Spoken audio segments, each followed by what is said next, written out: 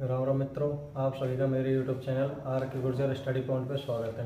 तो हमने गोयल वंश की शुरुआत की थी। गोयल वंश में कुछ राजाओं के बारे में पढ़ लिया था, जैसे कि गोयल के बारे में, बप्पा रावल के बारे में पढ़ लिया था। उसके बाद हमने पढ़ा था अल्लट या आलू रावल के बारे में पढ़ा था। बाद में अपन ने रण सिंह के बाद रण सिंह के दो पुत्र हुए, सेम सिंह और राहप, उनके डिवाइड कर दिया सिसोदिया, और वो अपनी रावल सागा थी उनके बारे में बता दिया। फिर हमने पढ़ा था जैत्र सिंह के बारे में। जैत्र सिंह के बारे में बाद हमने तेज सिंह के बारे में पढ़ा। तेज सिंह के बाद हमने किसके बारे में पढ़ा? ये अपने समर सिंह है। समर सिंह के मंत्री का नाम बताया मैं, निम्बा। उन्होंने जो अलाउद्दीन खिलजी की सेना थी 1299 में गुजरात पर आक्रमण कर रही थी, उस सेना से टैक्स उगाया था। तो आगे चल के अलाउद्दीन खिलजी यहाँ पे आक्रमण करेगा। देखते हैं अपन अगले राजा के बारे में, रावल रतन सिंह के बारे में पढ़ते हैं। इनका टाइम पीरियड कब आता है? जो इनके पिता थे उनका टाइम पीरियड आता है 1273 से लेकर 1302 तक। तो 1302 से लेकर 1303 तक इनका शासन पीरियड रहता है। आगे इनके बारे में पढ़ते हैं तो अपन देखते हैं इनके बारे में। पिता का नाम मैंने बताया समर सिंह, और इनका जो शासन पीरियड कब बताया मैंने? 1302 से लेकर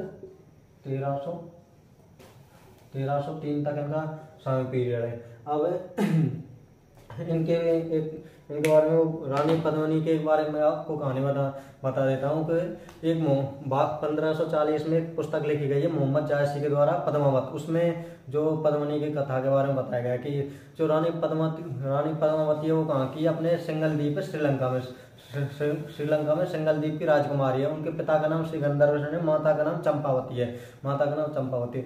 उनके पास होता है एक तोता, और तोता क्या करता है, एक दिन उड़ता उड़ता अपने मेवाड़ की तरफ आ जाता है।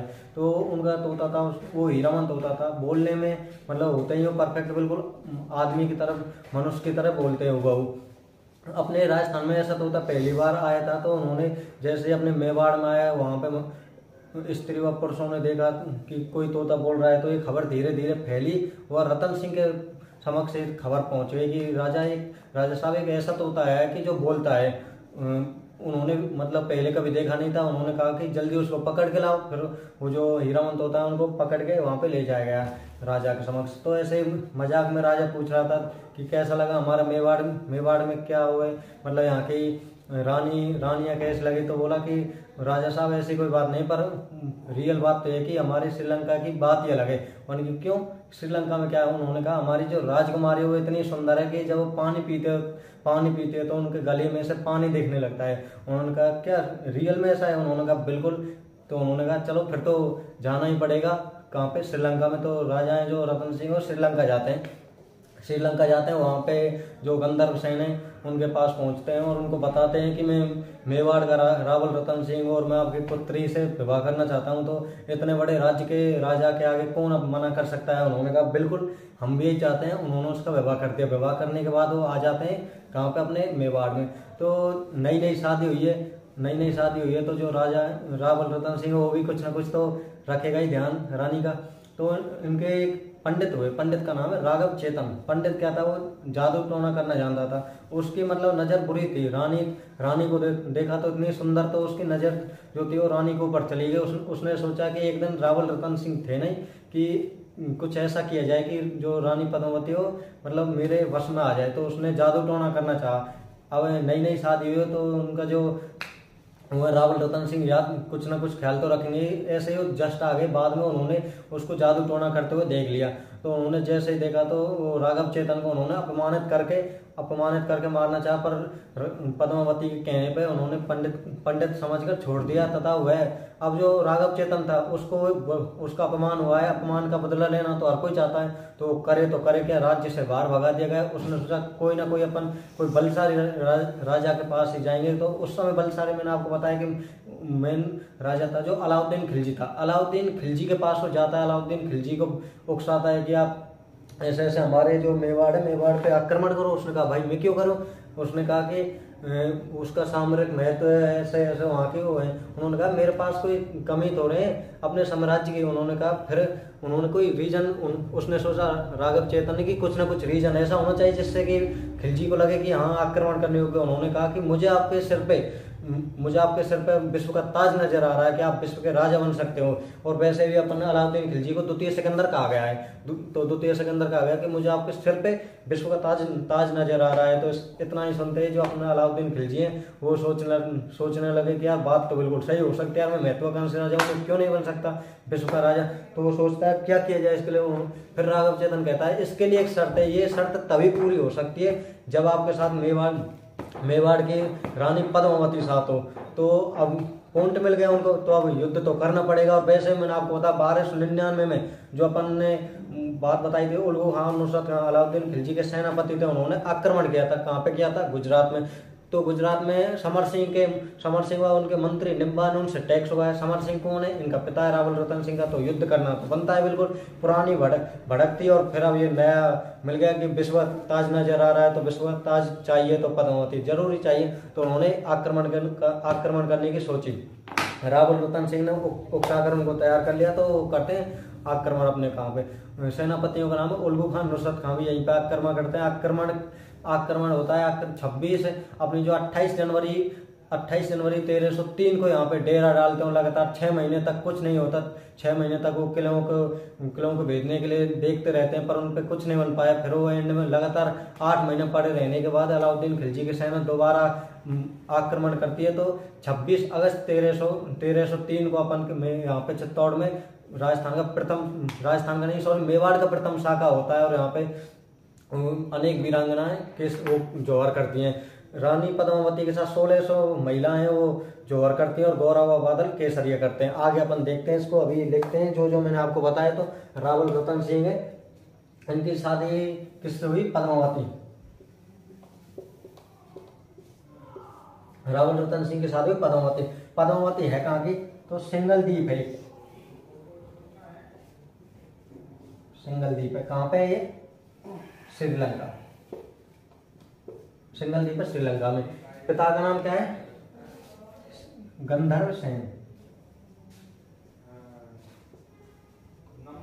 पिता का नाम गंधर्व सेन। माता, ये तो हो गया ना पिता किसका? पद्मावती का। माता का नाम क्या होगा? चंपावती। माता का नाम हो गया इनके का चंपावती। इनके पास एक तोता है, तोता का नाम क्या है? हीरामन।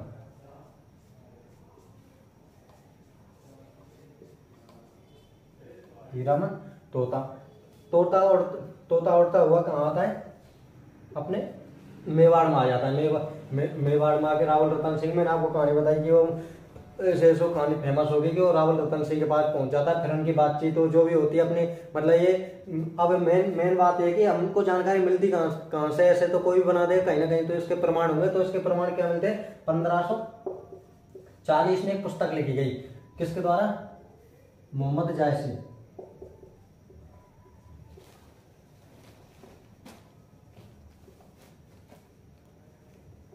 जायसी के द्वारा।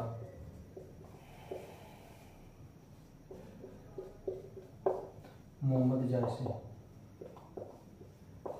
जायसी के द्वारा एक पुस्तक लिखी है। नाम क्या है पुस्तक का? पद्मावत।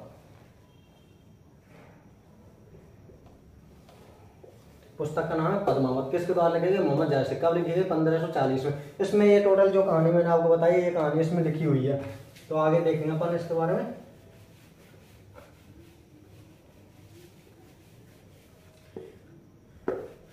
इधर कर लेते अपन रतन सिंह।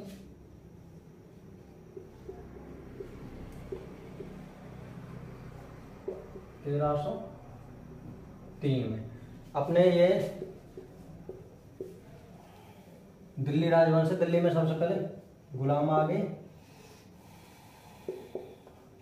गुलाम 1206 से लेकर 1290 तक खिलजी आ गए। अगले कौन आए? खिलजी वंश। 90 से लेकर 1320 तक। इसमें भी सबसे पहले जेके आ गए। जेके मतलब जलालुद्दीन खिलजी। 90 से 96। इसके बाद आ गए एके अलाउद्दीन खिलजी 1316 तक। 1303 की ये बात है। तो राज्य कौन कर रहा था? अलाउद्दीन खिलजी। अलाउद्दीन खिलजी के 2 सेनापति नाम क्या बताया मैंने? उल्लू खां और नुसरत खान आक्रमण करते हैं कहाँ पे, मेवाड़, मेवाड़ पे। एक बार वो बता देता हूँ, ये तो इनके सेनापति हैं। इनका एक पंडित है, नाम क्या है, राघव चेतन। ये क्वेश्चन आया हुआ पंडित का नाम, पंडित का नाम है राघव चेतन। ये कहाँ चला जाता है, अलाउद्दीन खिलजी के पास। अलाउद्दीन खिलजी को भड़काता है और बताता है कि मुझे विश्व का ताज नजर आ रहा है आपके सर पे, और उसको आक्रमण करने के लिए वो करता है, विवश करता है। आक्रमण होता है मेवाड़ पे, मेवाड़ पे आक्रमण होता है। बात कब की है, ये 28 जनवरी 1303 की बात है। लगातार 8 महीने तक सेना किले का डेरा घेरा डाल के रहती है, पर कुछ नहीं हो पाता। तो 8 महीने बीत जाते हैं, फिर डेट आते हैं 26 अगस्त 1303 को युद्ध होता है। कब होता है, 26 अगस्त 26 अगस्त 1303,